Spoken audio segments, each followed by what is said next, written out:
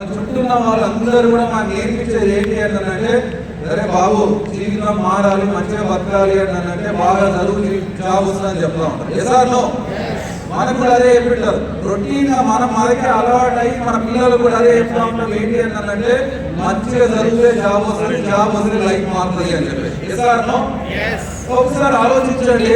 మరి నేను కానీ దాసారు కానీ ఒక దాదాపు 14 ఏళ్ళు 15 ఏళ్ళు అదే ఉద్యోగం చేసి అక్కడ డ్రీమ్స్ ఫుల్ఫిల్ లాగా ఇంకేదైనా అవకాశం దొరికితే బాగుండు లైఫ్ లో మారడానికి అని చెప్పేసి వెతికి విన్నింగ్ టీమ్ అనే ఒక ఆపర్చునిటీ, విన్నింగ్ టీమ్ అనే ఒక ప్లాట్ఫామ్ ద్వారా వెస్టేజ్ అనే అవకాశం వచ్చింది.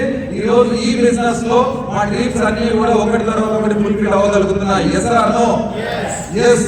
సో ఆలోచించండి సార్, మీకు 72,000 80,000 జీతం వస్తుంది కదా, అందులో ఏం ఉంది అని అనుకుంటారు. కానీ సో 1 మార్కు 2 మార్కుల కాడ జాబ్ మిస్ అయినామా అని అడగండి, ఆ జాబ్ విలువ ఎంతనో. Yes or no?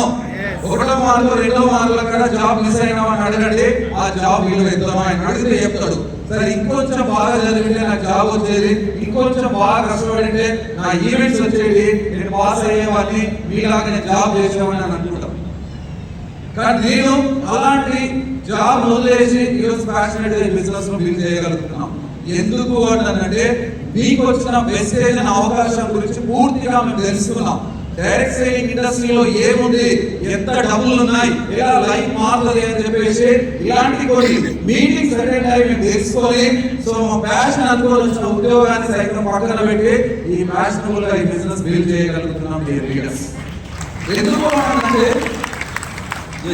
సో ఎందుకు అంటే డైరెక్ట్ సెల్లింగ్ ఇండస్ట్రీలో మనం చాలా నోటిఫికేషన్ చూస్తాం. తెలంగాణ గవర్నమెంట్ కానీ, స్టేట్ గవర్నమెంట్ కానీ, సెంట్రల్ గవర్నమెంట్ కానీ పేపర్లో నోటిఫికేషన్ చూస్తాం. 10,000 పోస్టుల భర్తీకి, కానిస్టేబుల్ పోస్టుల భర్తీకి ప్రభుత్వం గ్రీన్ సిగ్నల్ అని చెప్పేసి.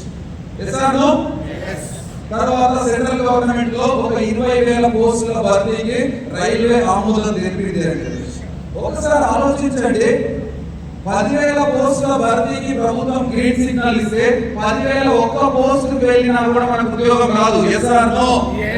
20,000 పోస్టుల గవర్నమెంట్ అనౌన్స్ చేసినప్పుడు 20,000 ఒక్క పోస్టుకు వెళ్ళినా కూడా ఉద్యోగం రాదు. కానీ ఈ direct selling, network marketing, Vestige అనే ఇండస్ట్రీలో మీకు ఎవరైనా నాకెవరైనా కండిషన్ పెట్టిరా ఇంతే మందిని జాయిన్ చేయాలని చెప్పేసి, మీకు ఎవరైనా నాకెవరైనా 5 మందిని జాయిన్ చేయాలి, 10 మందిని జాయిన్ చేయాలని చెప్పేసి మన కండిషన్ పెట్టిరా? మీ సత్తా ఉంటే ఎంత మందినైనా జాయిన్ చేసి ఎంత మందినైనా జీవితాలను మార్చే ఇండస్ట్రీ ఎలాంటి ఇండస్ట్రీ అంటే అలాంటి ఇండస్ట్రీ వెస్టేజ్.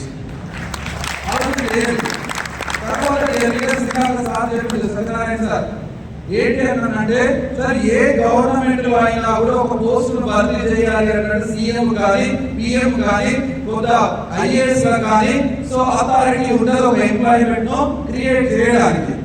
కానీ ఈ ఇండస్ట్రీకి వచ్చిన తర్వాత రిక్రూట్మెంట్ చేసే authority direct selling and Vestige లో కానీ ఆ రిక్రూట్మెంట్ అథారిటీ మీకు కానీ, అప్లై కానీ, నాకు కానీ సమానంగా ఉంది.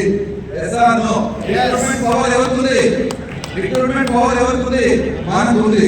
కానీ ఈ ఇండస్ట్రీలోకి వచ్చిన తర్వాత అర్థమైంది, జాబ్ లో ఒక 70,000 జీతం ఉండే ఆర్డినరీ లైఫ్ లీడ్ చేస్తా ఉంటాం. మీకు ఒక బెస్ట్ ఎగ్జాంపుల్ చెప్తా. మా వైఫ్ షాపింగ్ అంటే చాలా ఇష్టం.